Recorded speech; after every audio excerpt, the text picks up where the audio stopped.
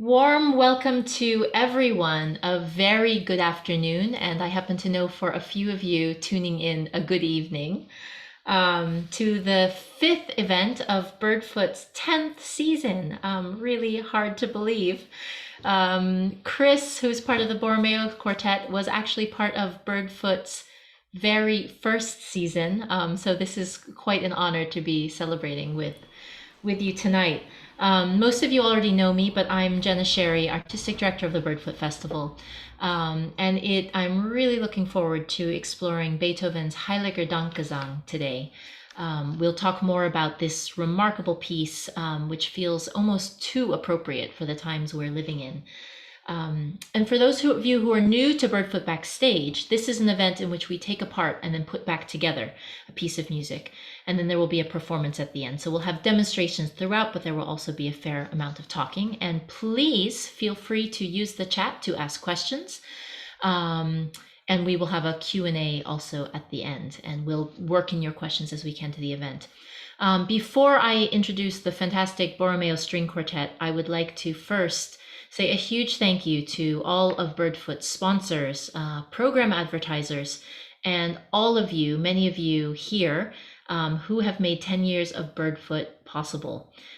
It's quite a milestone. And I'd especially like to thank the Selly Foundation and the New Orleans Jazz and Heritage Festival Foundation for their support this season.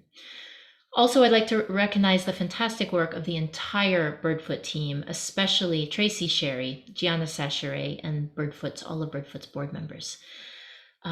If you're joining us for somewhere outside New Orleans, I'd encourage you to rename yourself to include both your name and location. We'd love to know where you're listening from.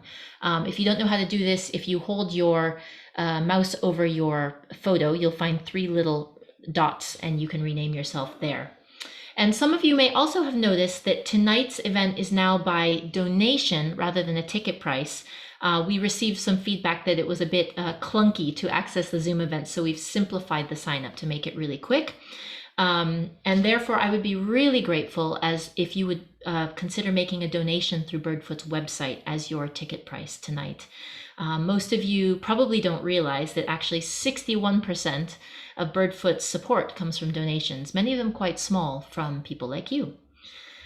You can also find the full Birdfoot Festival season program in the chat and on Birdfoot's website with more information about the quartet and everything else that's going on. I'd encourage you to support the fantastic local businesses that have advertised in this year's program if you're in New Orleans. Wonderful restaurants and various other places. I can speak highly of all of them. And lastly, we have so much enjoyed hearing your reactions to all of this season's events. So please keep in touch. Tell us what you think, what you'd like, your thoughts, your questions. You can also watch or rewatch all of the previous events on Birdfoot's website and website channel. And now, what we're here for, I want to introduce the Borromeo String Quartet. It is such a privilege to have you with us today. Thank you so much. Nicholas Kitchen. Maybe you can wave just for people who don't know you already. Christopher Tong, Mai Motobuchi, and Yisun Kim. The Borromeo Quartet almost needs no introduction, but they are resident at the New England Conservatory of Music, the Taos School of Music, and the Heifetz International Music Institute. And their prizes and their honors, they have a long list which you can find in the program, and regularly in the normal year would be performing around the world. And I also happen to know that they're in the middle of recording the second volume, if I understand, of the Well-Tempered Clavier arranged for quartet by Nick. Is that correct? Yep. So you can tell us a bit more about that later. We'll hear from you in just a moment, but I will just give a quick intro to this piece of music, Beethoven's Heiliger Dankgesang, which translates to a holy song of thanksgiving. And many of you may know that the title is actually much longer, and we'll get to that in a moment. I actually find it quite difficult to come up with words to introduce this piece, words that do it justice without sounding completely hyperbolic and over the top. But for musicians and music lovers, Beethoven's late quartets hold a very special place for their imagination, their invention, their humanity, and also the sense of sort of humility in this music. And then yet within these late quartets, which are already unique in Beethoven's body of music, this particular movement we're exploring today, the Heiliger Dankgesang, is again singular and just extraordinary. Rather than saying more about it, I'm going to leave you to discover it as we take it apart and explore it today. And let's start, shall we, by hearing 3 minutes of music, and then we'll hear from you about the title. And I'll just say one word, actually. You may have to turn up your volume because the music is quite soft, and then you may want to turn it back down for the speaking. Apologies about this. We didn't quite manage to work out the levels of this today.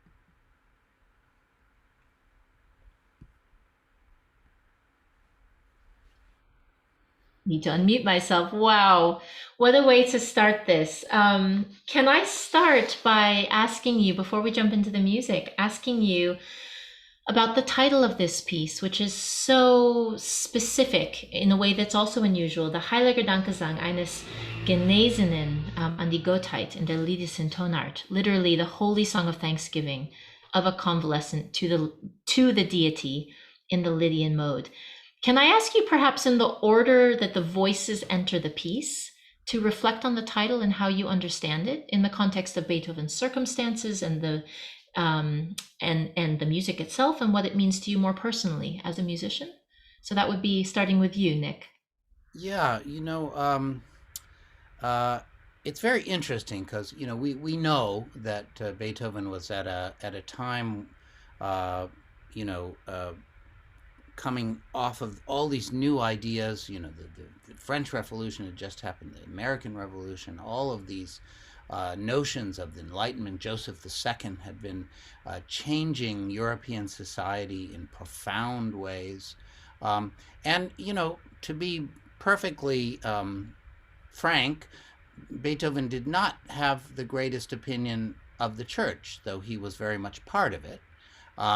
He was an organist when he was a child, playing a giant pipe organ every morning for the service, improvising the music. So he had a deep, deep involvement with things that had where music spoke to these religious feelings and beliefs. But of course, by this point in his life, he's already investigating Eastern religions, and his mind is just going very, very widely. So he actually chooses this word that, at least, I'm not a native German speaker, but I remember we played at the house of Werner Lowenstein. And he said, we happened to play this piece, and he was reacting to it, and he said, it's a funny choice of words because he's making sure that he's appealing to something that is really and truly universal, that's above any particular organization.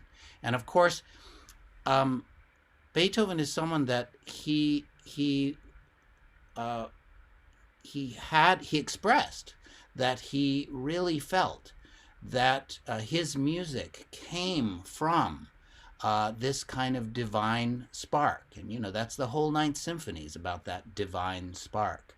And that was a very complex set of beliefs, but it was a very profound belief for him. So of course, when he comes to write this music, there is a way that it's culminating a whole lifetime of thinking, how can music address these deep, deep issues in the universe and in human beings.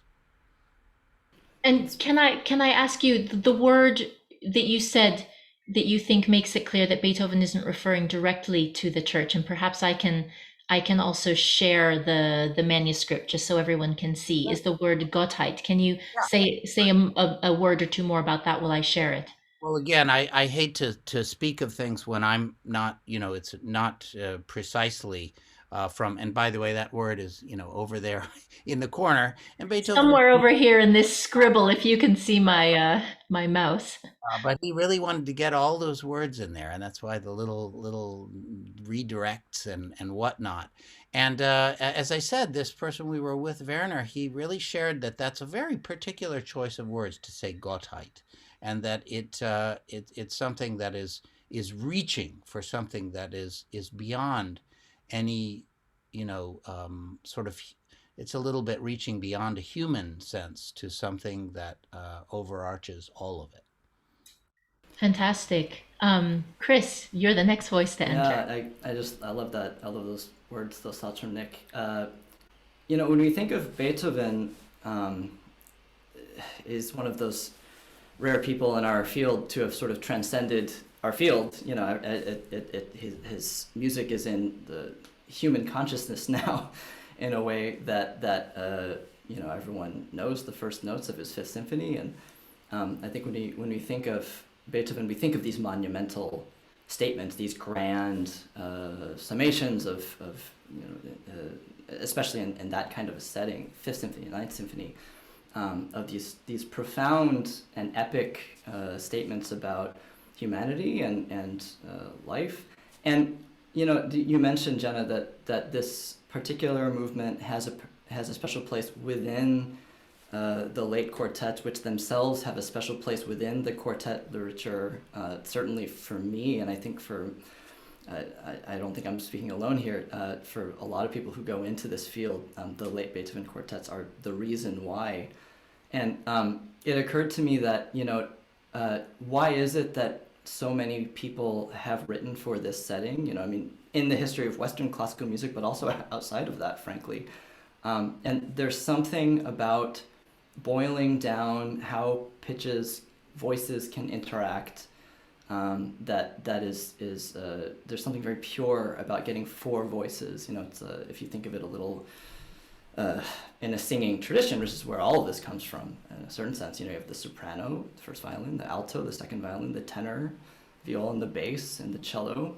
And somehow getting all these to enter together in conversation and counterpoint is representative of all of us in a certain sense. And I think what he's able to get to in these late quartets, which is so kind of mind-boggling, is that they're every bit as monumental as those grand statements of symphonies and operas and beyond. But they also combine that with this kind of intimacy of dialogue that can happen between individuals and between four people. There are certain pieces where he writes, as you saw on that page, so many words trying to get at something, as you said, Jenna, which words can't really get at. He does this very early on in the slow mode of Opus 18, number 1, the Romeo and Juliet death scene, tomb scene, where he says this has to be played utmost delicacy and so on. And so you can see how much this movement meant to Beethoven. But then just within the context of these late quartets, the A minor string quartet, Opus 132, is a very stormy work. There's a lot of tension, there's a lot of drive and unrest, restlessness. It's a grand statement, but the outer movements are actually very harrowing and full of tension. And it's a 5-movement work. In the middle of this work, there is this oasis of this. For me, it feels holy. It's like a temple. It's like a meditation of a sort between for each individual and between the individual and the thing which is larger than us. And I find that's what he's speaking to. And it is interesting that he had excerpts from Eastern, like the Bhagavad Gita shows up in his notes and so on. And he's very much maybe thinking of something larger that is even larger than denomination. So. Wow, wonderful. I remember when we were first starting to discuss this, you said, in this case, soprano, alto, tenor, bass equals all of humanity. And it's a beautiful idea. Mai, can you talk about what it's like performing this as a musician and living with this music? Yes. Jenna, you said at first something personal, right? And last year in March, in 2020, March 8th to be exact, we played the first of the what's supposed to be 6 Beethoven series concert, and the first it's celebratory of his year, the 150 years, and it was a big concert in Jordan Hall, and so many people came, and we were starting with the 18-1 and 59-1 and 127. It's all beginning, but then we knew it was almost like, you knew something was going to happen. So almost like as I could probably imagine, like before World War II or World War I, that you knew something was happening and it was about to happen. And it was 8th of March. And, we were getting like a few cases in Boston of the COVID, of course. And right before we went on stage, Isan said that let's play this concert as if it's our last one. And then, that kind of like woke me up in a sense that it's like, what if this is our last concert? And our soul was put it in it, and then our mentality, like not knowing whether that was going to be true or not, but we played this concert very personally, and in fact that was the last concert we had in live in the Jordan Hall. That Monday, the day after, they shut it off and school closed that week, and everything sort of closed away for good. And everybody moved to the remote, but nobody was able to hear anything in live concert setting until now, little by little, even now coming back to it. And this recording that you hear, it was our first recording that we came back after that March. And we went through this whole pandemic in March, April, May, June, all this planning, how could we make this work? How could we make this work? But if you're in a string quartet, this is like what you do in your life. This was your life. Even though, I'm mother of two and then I have a wonderful husband and I have all the students, but that it's a string quartet, it's like your life, and then that's been kind of taken away suddenly. And when we got together, finally, that it was just, this piece was just so soothing, and you understood like how it is to feel thankful, to be able to play together, to be able to feel the gratefulness. And for the Beethoven, words at that moment, when he wasn't done composing, he had all these ideas, and especially like the sketch that he had of the Grosso fugue as early as Opus 18, he wasn't done finishing any of this yet, and when he was survived from this illness, and thank God I could still write and finished all this late quartet afterwards. That's somewhat very, yeah, as an artist, you can feel that thankfulness is like, wow, I'm not done yet, and I have all this arts to leave it to the world. Wow, that's really powerful to know that this was the first, that in a way you had a sort of parallel experience to Beethoven and came back together with this very video that you're sharing today, as many of us are just starting to venture back out into the world a step at a time. That's really, wow, thank you for sharing that. Yi-san, what about you? What does this piece mean to you, or this title? Well, a lot's been said already, but this movement is one of the longest movements, other than the Grosso fugue, that we have of the quartet, of all the quartet pieces. It totals about, I guess, 15 minutes. And one thing I can tell you is that it gets shorter and shorter each time I revisit it. I just remember first time when I was playing it, I was thinking, how am I going to make through this? I mean, never mind rest of the piece, but just this movement, it was just seemed like it was a huge sort of thing that I have to figure out how to manage, just in terms of it wasn't a technical issue, but it was more of a mental map, had to be so grand and big. And of course, I think part of that is if I mean, Beethoven was not that interested in writing a whole lot of like titles or anything associated with his music. But this one, obviously, there was something that he thought that maybe is necessary to express in words as well as through the music. And I do think that sort of grappling with what this title might mean in a larger sense as well as a personal sense. I'm not sure if I have any claim on larger sense of the title as of yet. I have to keep playing it for another 20 years before I can get there. But I mean, personally, this feels to me a little bit like some kind of memo or offering or some kind of reminder to all of us who are just going through the life that there are two parts to this music. I mean, when we get inside the music more in detail, that'll be self-evident, but there's one section of first part of the music where it's very slow, it's adagio, and then it alternates with this other section that's titled as andante, and first part is very much in square 4/4 rhythm. Second part is in 3/8 rhythm. So and you will hear very, very distinct changes, and it alternates back and forth and in 5 parts.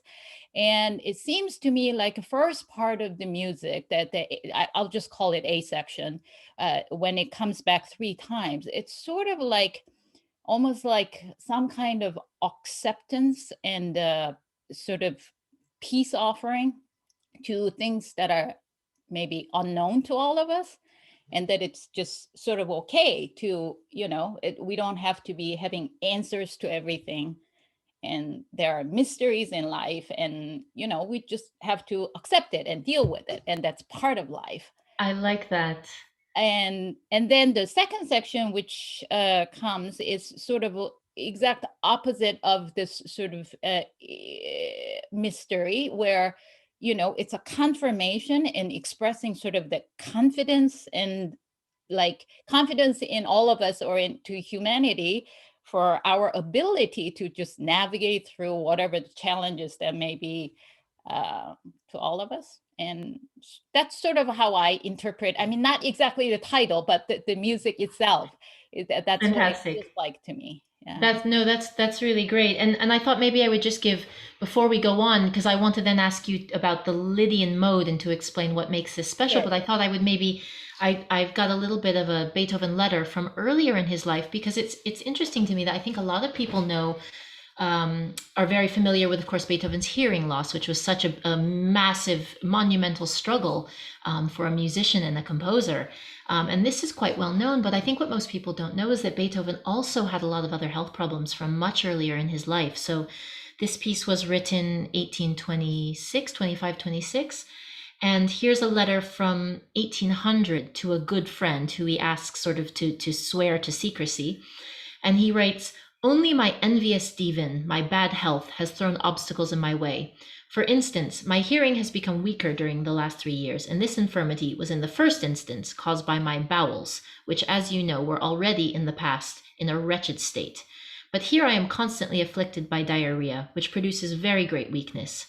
Frank wished to restore me to health by means of strengthening medicines and to cure my deafness by means of oil of almonds, but prosit! Nothing came of these remedies. My hearing became worse and worse, and my bowels always remained in their first state." So apologies, slightly graphic, but those are Beethoven's words for you. But this sort of intestinal issue, he came back again and again in his life. And as I understand it, the particular illness he suffered from for several months before he wrote the Heiliger Dankgesang was of a similar nature. So I thought this would relate. Yisan, can you talk a little bit about the Lydian mode and what makes it different from the sort of major or minor we're more used to? Yeah, I'll try my best. So the modes in music has existed much, much, much, much longer and more ancient concept than key signatures or major minor scales, what we call major minor scales and all that kind of stuff. So Lydian mode is one of those modes that were dedicated. I mean, you can even like modes could be replaced as thinking of it as a scales because they were very specific. And there were like, I think like 6 or 7 what was considered like primary modes that the composers would use. And they had a very specific intervallic relationships from one pitch to another. I mean, it's always combination of 5 whole tones and 2 half tones, but like how you arrange it is going to make a very specific color and sound. Could you play it for us, perhaps compared to a sort of a C major? I mean, it seems to me we can think of a mode as a sort of a different flavor. We could even think of minor and major as a flavor. So maybe you could play us a typical major and then this Lydian so we can hear the difference. Sure. So the pieces we're playing is in F major. So if I was playing a major scale, it would sound like.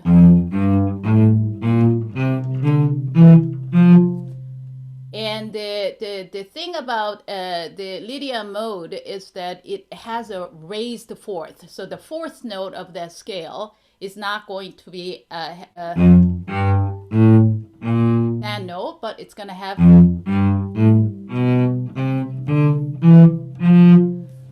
And if you actually play that on a piano, it's all the white key, white notes of the keyboard that starts on the F.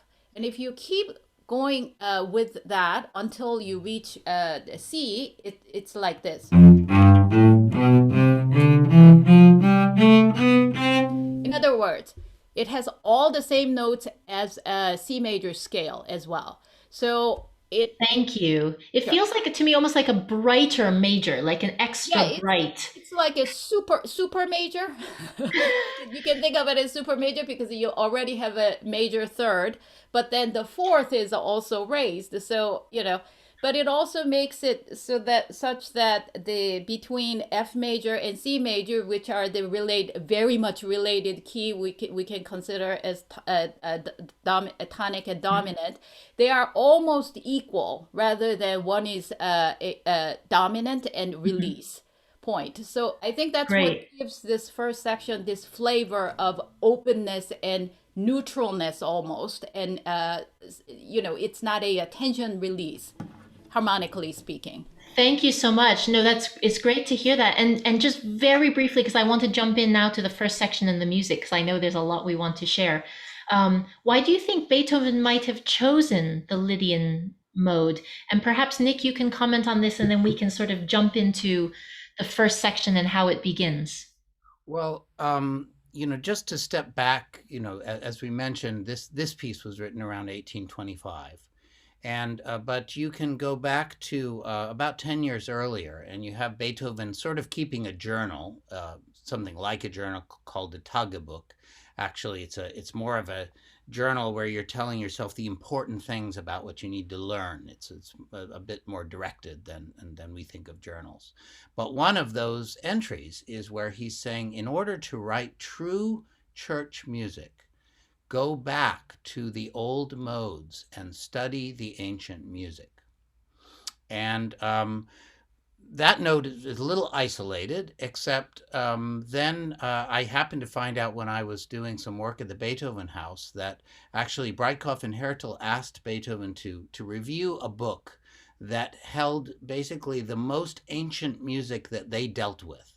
And it was a sort of an anthology of different things. And they expected him to read it, give a comment, and hand it back. That book was one of the books that was in his library when he passed away. So he never gave it back. Oops. Yeah. And I don't think they minded. I'm sure they could have come and got it. But what you're seeing is that he actually took that study very, very seriously and had a very close friend, incredible intellectual, named Friedrich Kanne, Kanne.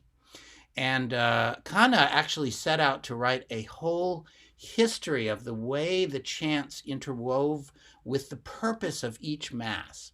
And so, in fact, one of those masses is directed at people who have recovered from illness. And it's a bit convoluted in here because Kanne's book about the masses disappeared. And we think it's because basically the Viennese censors did not approve of it. And often those censors would insist that the book be not just not published, but actually destroyed. But what there is no question about, and of this there really is no question, is that Kanne was one of the very few people that Beethoven considered a close friend. And you've just kind of got a picture that this movement that we're listening to now is written right after Beethoven has written the Ninth Symphony and then the Missa Solemnis. And in the Missa Solemnis, even on first listening, you can feel that he has sort of, it sounds a little funny, but he's sort of eaten every mass setting that was done before that, particularly ones by Haydn and Mozart, but ones that also went much further back in time. And what is remarkable, and that's what's so remarkable about this movement, is that in the Missa Solemnis, there are two very, very important moments in sort of Christian belief, one of which is the moment where Jesus is incarnate by the Holy Spirit into the Virgin Mary. And this is a very, important sort of, miracle or whatever we want to call it. It is a very, very important moment of belief. And just at that moment, et incarnatus est, two male voices are left in this ancient sounding chant, which, if I'm remembering correctly, is in the Mixolydian mode. And you're talking about this is in the Missa Solemnis, Beethoven's Missa Solemnis. That's right. And it's to the words, et incarnatus est, and he was incarnate by the Holy Spirit in the Virgin Mary. all in Latin, of course. And then the other time that he uses very, very noticeable modal writing, which is sort of going back to the 1500s and the 1400s and all of those traditions of modal contrapuntal writing, is exactly at the moment that Jesus is resurrected, both of these being in the credo. And there's much, much more to explain about that. But it happens that these two crucial moments, he is dramatically choosing that the only appropriate way to express that is with the kind of ancient modal writing. So now he's at this moment in the quartet, as Chris said, it's a piece that has a lot of drama and tension and also joyous sections. But now he's decided that in the middle, this 5-movement piece right in the middle, that we're going to have 17 minutes of music, which is going to not just use those modal sounds for a short time, but to let them flower in minutes and minutes of music that really do seem to be expressing something that touched on his feeling, a giant feeling of gratitude that he connected with what he felt was that divine force. And this seems, yeah, no, thank you for this. This seems like a really good moment actually to segue then to the chorales in the first section. And I wonder if you could just say a few words about or even perhaps if you wanted to demonstrate the pieces you think that they might be based on, the chants they might be based on, and then we can listen to that chorale alone in the video you've prepared for us. Well, let me just describe. I'll just touch on it. We may get back to it more, but this piece has a remarkable. Chris mentioned it's a little like a temple. Well, in many temples there's a overwhelming symmetry. Well, that's what happens in this movement. There are 5 sections. There's a slow section, the faster section, the slow section, a repeat sort of the first one, a faster section, and then a slow section that kind of combines it all together at the end. And this 5-part structure is part of a 5-movement work where the sort of temple we just described is the 3rd movement, the middle of that structure. And then once we're in that first section, we have, you might have noticed we started with slightly faster notes. They're still very slow. And then we shifted to these slower notes. And in a moment, you're going to hear only the slower notes, which are basically like a kind of like a chorus singing at this unbelievably tranquil speed. And those are really hymns.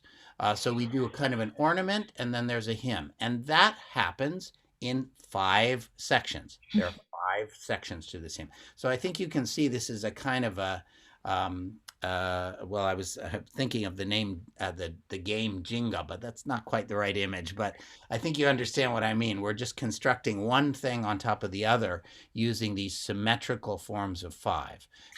And that's really interesting because I was going to remark that even the way that the 4 instruments enter at the beginning feels like it has a ceremonial nature. And in fact, the whole piece is built up in this sort of ceremonial structure.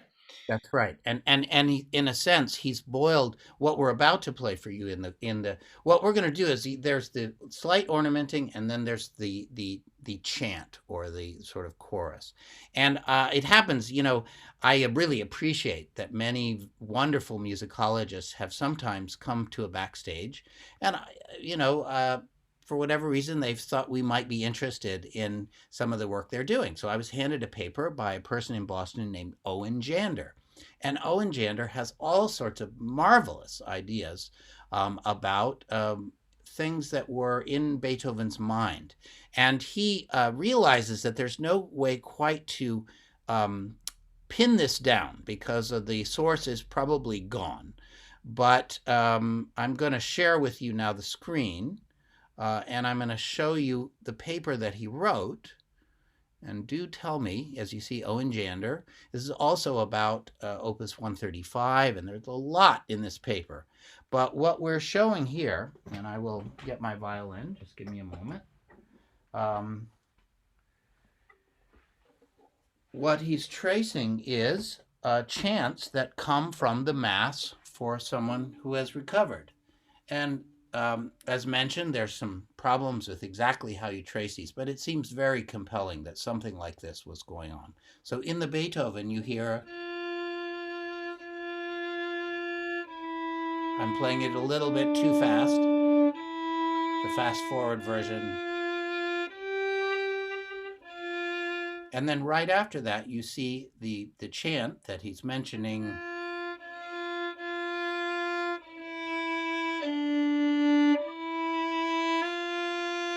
And instead of going down, it stays up. But I think you can hear that they're virtually identical.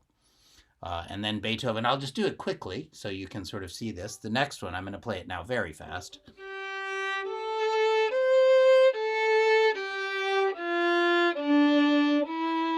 And you see that on the page, right? The sharing is working properly. And the chant that's related to is.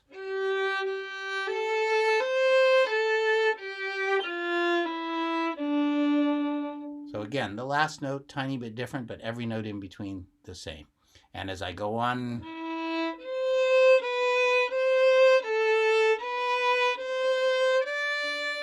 now again, one note different.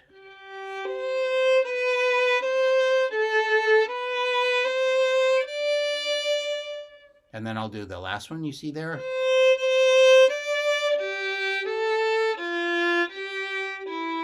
And then the final example you see on that page. And again, the last note is different, but every other note's the same.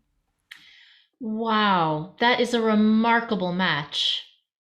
Absolutely, and what again, there are scholarly sort of problems with how you find exactly and trace it. But the point is that no matter it's the what it's showing and is that Beethoven was really reaching with a like a painter who remembers something that they saw and then can evoke that place.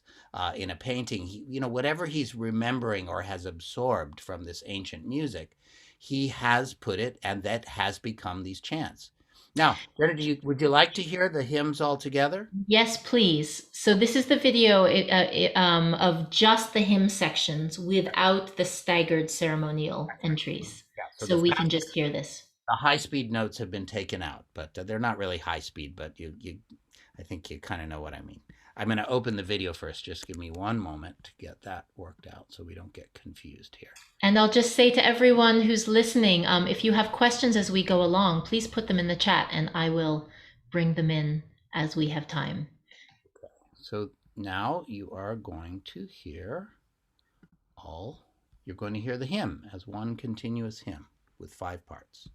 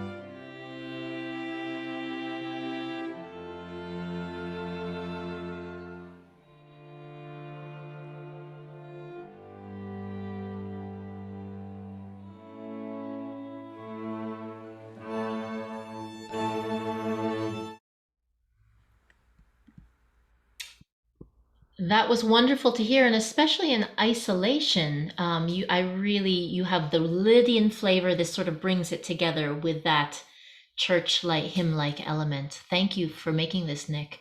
This seems like a good moment to segue into the section we just about reached when the video ended, the Neue Kraft. Isan, can you tell us about this section and what Neue Kraft fühlend means?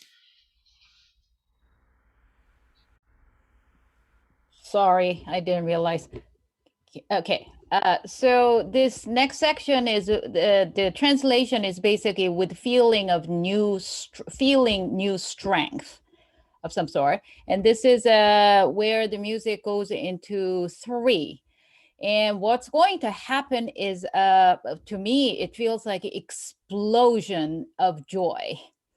The first part of the music is as serene as mesmerizing and meditative, or just kind of sort of inner side as we can be, and almost all the intervals are we will never play anything that is further than an octave.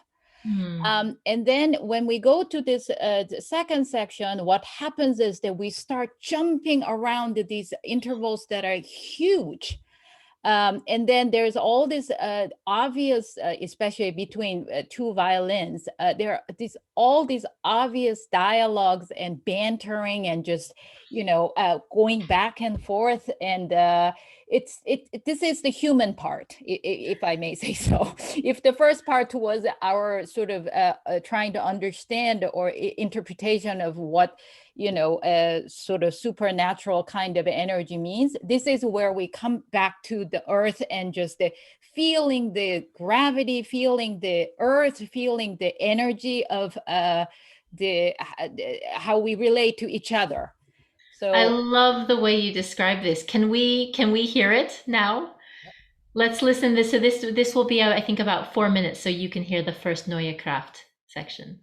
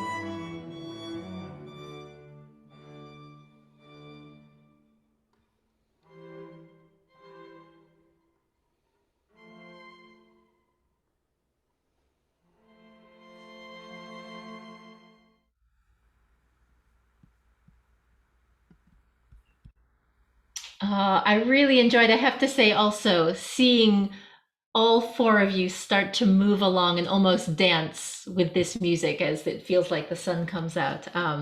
This is fantastic. Now, I wanted to ask you about this, the sort of the very particular and special way that Beethoven actually marks in the manuscript what he wants to show exactly just how much energy and how much enthusiasm, especially this trill that sort of makes everything start to ring and vibrate in the first violin. Can you tell us a little bit about that, Nick? Sure.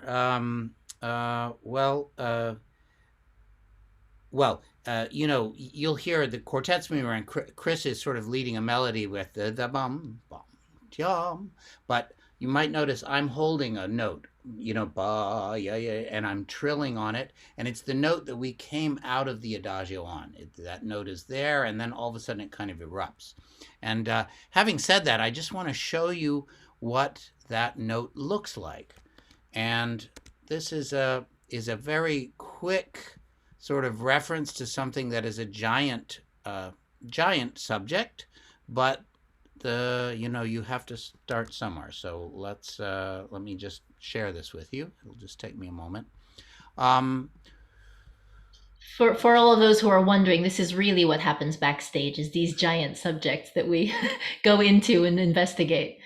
That's right. And we use computers so that we can play off the full score. And full score is what you're seeing now. You're seeing the 4 different lines bonded together into a kind of a timeline.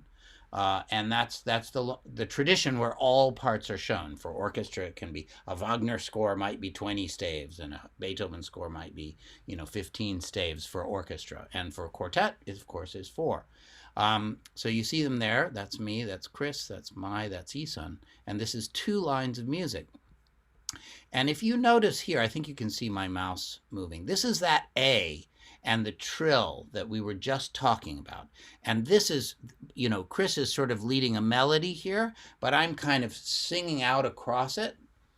This is something, by the way, that Beethoven loves to do in a lot of places. And there's an incredible, almost the same effect in the Ninth Symphony, where the sopranos hold this incredibly long A while the orchestra churns underneath. Now, what I want you to notice is that you see this is an F, which stands for forte. It means strong. And there you see another F, and you see another F. Another F, another F, another F. You see P here, and P stands for piano or soft. But in the first violin part, you notice that, first of all, there's been some extra pen work on it. And it does not say F. It says FOR. And you're kind of like, well, so what? And, well, could be, so what? But then let's look a little further. We have FOR, and then we have P, and then we don't, again, have, this is not the same, what's in these parts and what's in this part. This is, in fact, FO.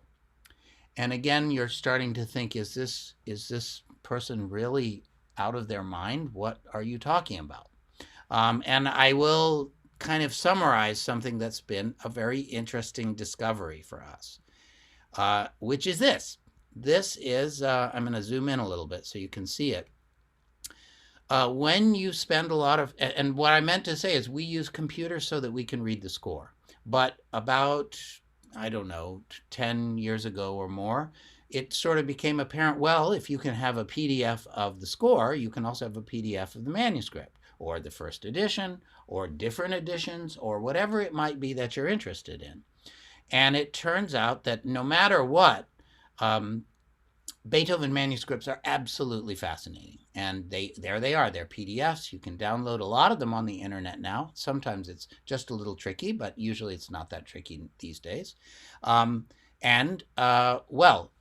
what we started to discover, and this took a long time to kind of realize, is that in Beethoven's manuscripts, and he does this exactly the same way for the 25 years from 1802 to 1827, he's doing exactly what I just showed you on that soaring A, which is he seems to be clarifying, maybe just in his own mind, different energy levels and different ideas behind the music. So this is the FOR that you saw penned in so carefully on that first A. And this is the FO that you saw 2 bars later.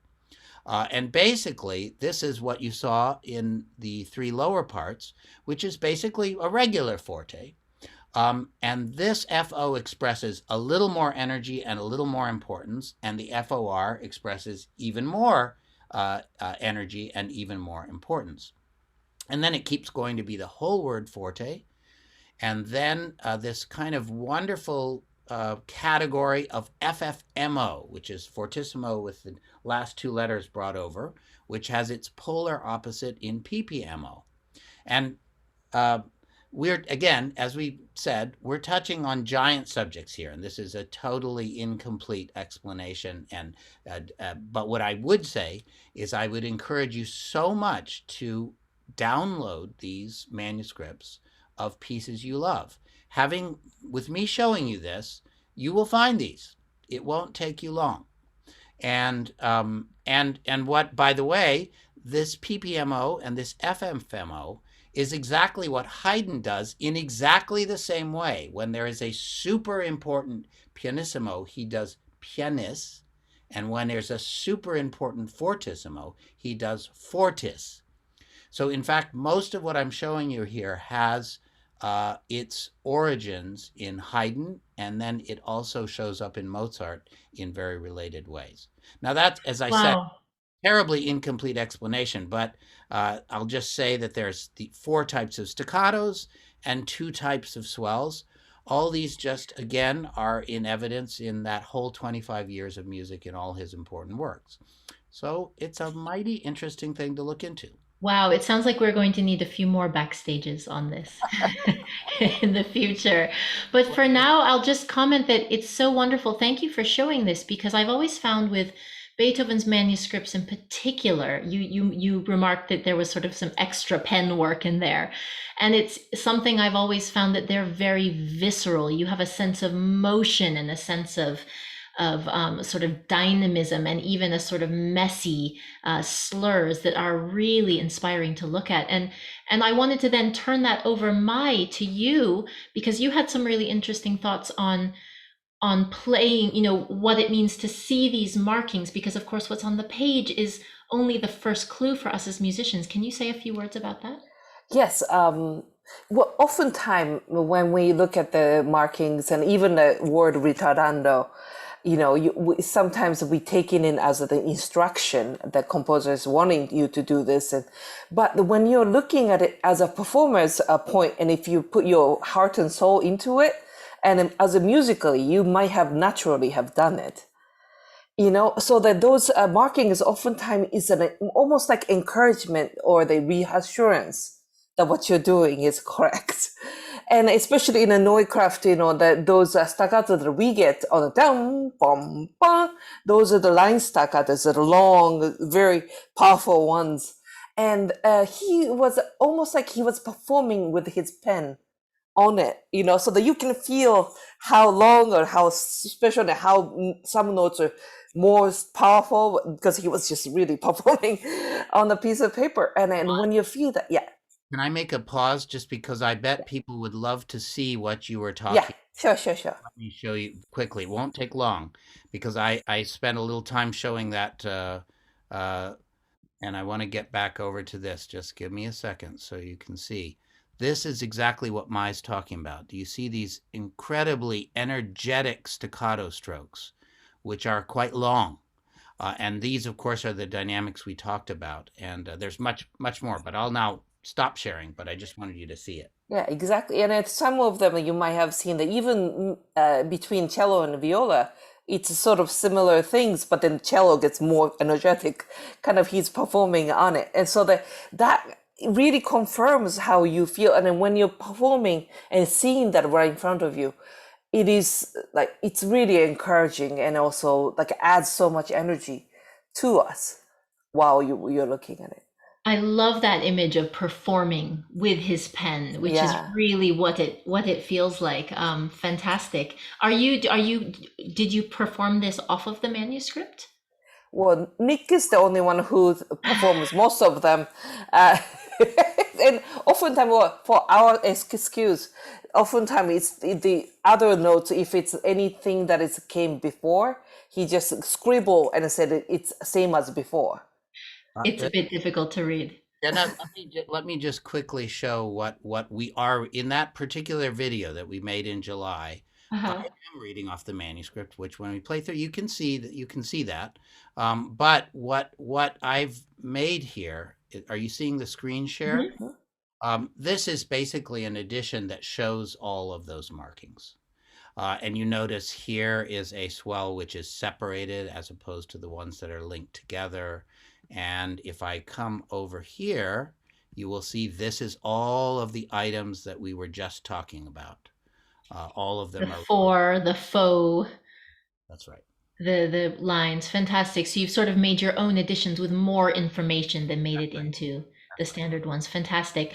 I hate to say it, but we're running short on time. And what I want to do, because so we can get to your performance, Chris, can I turn it over to you? And can you talk about how the adagio sections develop? Because as was mentioned before, we have 5 sections in this, 3 adagios and 2 of these Neue Kraft sections Right. alternating.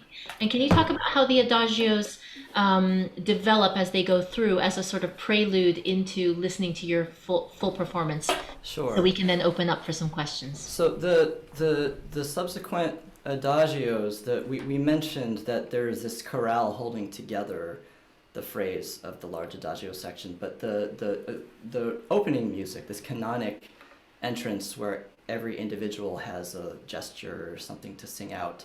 I think you called it the ceremonial setup, Jenna. That creates its own contrast within each of these adagio sections. For me, something very personal, where each individual is able to lament in their way before it comes together and it becomes more about we, which is larger, right? And the coming out of that Neue Kraft section, the return of the adagio, the whole quartet holds this, what we coalesce on this F major chord, and it blossoms, and out of that, this time instead of first violin, the second, my part, I start that canon with just a little bit of embellishment. The first time, Nick has oh, excuse me, I have to turn on my original sound, excuse me. Sort of one syllable at a time.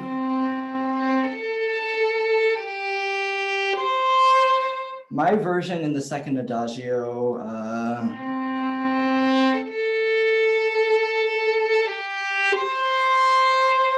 is the tiniest change, but instead of one syllable like spoken almost, which is very similar to the hymn which is going to be set up, it's just a little more personal. It holds across that hold. The second entrance actually comes in the viola, so that little hanging on creates a whole series of what we call suspensions, where now my word interacts with your new word, and this cascades across the quartet. That feature actually then extends to the chorale as well. So while the first violin is continuing to sing syllabically, the words of the chorale supporting voices have this, especially the cello, which has these beautiful octave leaps, anticipations. It creates this patchwork of interactions between our syllables, and a whole new harmonic landscape of and from an analytical standpoint of non-harmonic tones, but from an expressive standpoint, just a much more expressive interaction between the pitches. And that trend continues in the third adagio. I find that those little segments get more and more personal, and then somehow the two materials end up becoming very close to one another. Can I just jump in for a moment to just sort of translate? So what Chris was talking about, these non-harmonic tones or these suspensions, you can hear these as sort of dissonances or notes that don't quite sit well together. So listen for these in the second adagio, and we will also sort of point out in the chat where they're coming. I know we're out of time here, but the of course this contrast of the very personal, so we say the secular individual human, and the timeless holy chant thing. Dramatically, of course, what's happening is that across the adagios, these two things are going to meet. And I remember I was talking to Jenna in the planning of this wonderful British violinist Anthony Marwood, who's also a great conductor, beautiful virtuoso, someone I met a long time ago before I played any of these quartets, and we were doing a complete reading of all the Beethoven quartets at Yellow Barn Festival. It took all day. I got sick at the end because I was so tired, but I remember it was like 1 a.m. and people were there, and it was like dim light, and they were reading the Heiliger Dankgesang, and I was just blown away. I'd never heard this music before, and Anthony said, well, you know, it's like a meeting between man and God. And to me, that's what it is, this individual song from each of us, as each has their own experience, and this timeless thing, and you will hear in that third adagio what happens when they meet. Thank you so much for that. So I think now is the perfect segue into the performance, which is about 15 minutes long, the complete video, and 17. Okay. Thank you all so much for joining us for this Birdfoot Backstage and for sharing all of your insights into this music and your thoughts and also your personal experiences with it. Chris has offered to narrate, give us a sort of a play-by-play while we're listening of some of the things we talked about. But let's hear the Heiliger Dankgesang.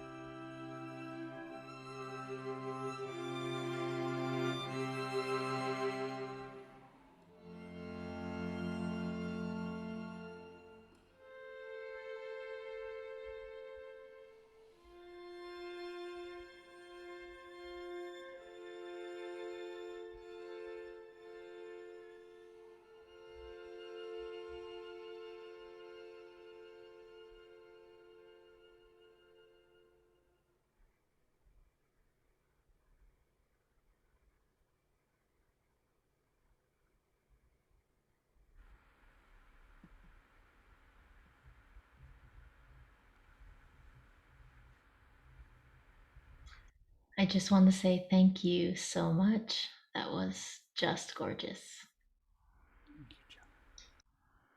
Thank you for being here with us and for that very special performance. At this point, I realize we've gone over the promised time, but if anyone would like to stick around and ask some questions, you would be welcome. And I'd like to invite you also, if you'd like to put on your cameras, we'd love to see you. We'll take just a few questions, but if you have to go on the other hand, that's also fine. And thank you for being here. Are there any questions?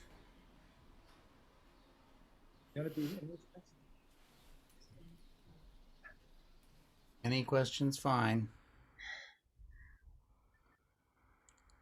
We're still in the spell. We need a moment. I'll ask the same question I asked at a Birdfoot Backstage a few iterations ago, which is that the cello used vibrato throughout, and then the viola came in with vibrato, and the two violins didn't use any vibrato until the very, very end. I assume that was all deliberate. Well, it's one of those things, you know, there's one thing to consider, which is that, you know, just like the cello, if you look at the size of the cello and you look at the size of the violin, very literally, even the same thing is going to look quite different on our instruments. I don't think I'm sure what you are observing is correct, but I don't think we quite thought of it literally that way. So that I think in this movement, we definitely are choosing to use a lot less vibrato. Yeah, minimal vibrato focus. All around. And then yes, as I say, maybe it is a bit more conspicuous as we go down. I'm not really sure, but what I'm saying is, you know, it's funny. I think when some groups actually choose to play that literally without vibrato. And it's a totally reasonable choice, but we found it actually sounded a little cold if we did that. So we try to use this kind of very minimal vibrato. And, you know, obviously, you know, if it would be fun to compare, you know, impressions, you know, because there's so many different things that happen in there. And it could be that you might be pointing out a moment and we say, oh yeah, I think you're right. We better add some vibrato there. But it could also be that we're sort of like, yeah, well, actually that is kind of a feature of that we like, you know.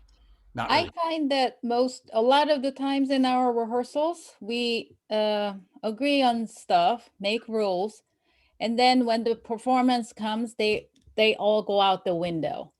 Because it's partially because it's not that what we agree on is not important. It is just that at the moment of performance, we have to be responding to what we're hearing.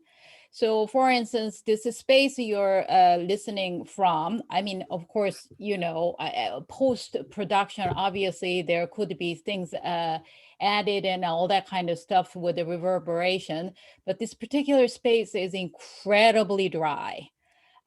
So as a performer who's, even if whether there's the live bodies sitting there listening or not, you know, it's just a matter of reacting to what is, I mean, you're trying to use actually the hall, the room you're playing as an acoustical component, just as well as you do with your own instrument. So it all becomes part of what you're doing in terms of your decision about what the sound is that you're looking for is so much dependent on that. So, I mean, I even find that even in the same hall, if you rehearse at the dress rehearsal without any people, it sounds a certain way. And immediately, if there are 10 people, it sounds different. If there are 100 people, it sounds different.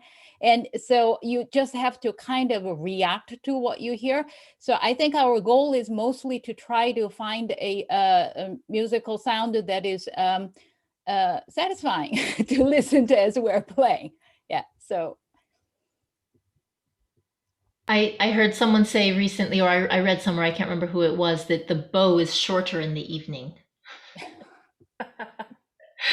So for those of you who don't play a string instrument, we often plan very ambitious and beautiful long bowings, and then you end up playing in the concert, and you end up and you want to change it. There's a question from Dash and Kendra. Do you want to unmute and ask yourself? Yes, can you hear me? Yeah, do you want to? Yep, we can. I can't, my video doesn't turn on, but Oh, can someone on the Birdfoot team give permission? Maybe I can even do that. I can. Who has permission? I don't know. Hi, Yep. Dash. Hello. Thank you so much for a beautiful performance. I was curious if that recording was just a recording of this movement, or if it was the whole piece, and if it felt different in isolation than in the middle of the true format within the whole string quartet. Well, I should just tell you a little bit about we were planning to talk about this, and as you see, we got to talking about a lot of things. And Mai mentioned it, that, we gave a performance that was in Jordan Hall, a beautiful, beautiful 19th century hall. And that was the very last public performance in Jordan Hall.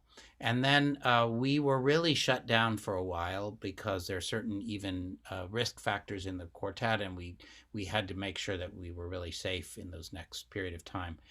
But the stuff that we shared with you about Beethoven manuscripts, we had actually been asked to give a whole presentation at Tanglewood during the summer of 2020 as part of their Beethoven celebration. And and we thought, Tanglewood was basically canceled, and we thought that probably our presentation would be canceled as well. But they called us and basically said, no, we really want you to give that presentation, but obviously we can't do it the way that we plan to. So it became a very, very messy, complicated thing to get the hall that you saw us in and get the permission to do this and that and to figure out the timings. And so finally, and what we decided to talk about at the Tanglewood presentation was the Heiliger Dankgesang and the Grosse Fuge. And both of them have very interesting things like what we were starting to talk about. But more than that, and this was a really nice thing when we were talking to Jenna and figuring this out, is that we realized that, as Mai mentioned, this was the performance where we recovered the ability to play, and that it was a kind of a recovery process to just get into that hall and record those things. And yes, it is different when you're playing a 47 or 50-minute work, and it's different, of course, but this was actually nonetheless a very special occasion where we played these movements and had a very special feeling because indeed it really was that sort of recovery from an illness. And and what you saw was our a performance. Our son was in the audience. He was the cameraman. So that was the audience. So. I also just wanted to say we found it very moving, the story of that final performance in March 2020. That feeling in the hall must have been really special, and we were both very moved by that story. I remember things were starting to happen, and there was a sense that something was coming, and I remember driving into school and thinking, I don't know if anyone's even going to show up, and going in and just seeing a line of people who you would think would be the most in danger, the most vulnerable, and they were not going to miss that moment. It was something I'll always remember. Yeah. We need it. We need the music, and hopefully we'll have it back soon. Yeah. Maybe we can take one more question, and if not, we'll wrap it up. And as I said, we'd love to hear from you. If you have other questions you think of later or at 2 a.m. tonight, send us an email. But in the meantime, are there any more to finish with? It looks like not. Well, oopsie.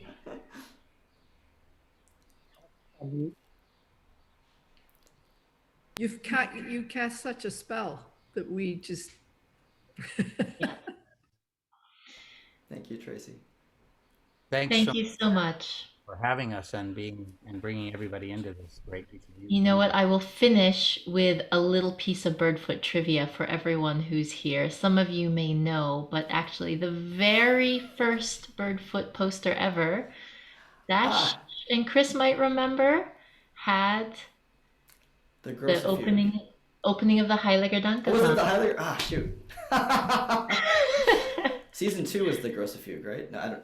I don't think that's made it on a Has it not? poster yet, but I could be wrong. Michael could probably tell us more How accurate. about that? I And didn't know Michael that, Ball, I who forgot. designed the very first year Birdfoot poster, and everyone since then is also in the audience tonight. So I'll give a special thank you and shout out to Michael. And I think we were trying to capture some of this magic, and here we are now finally playing and taking apart this piece. So thank you so much. Have a great evening. And thank you everyone for coming.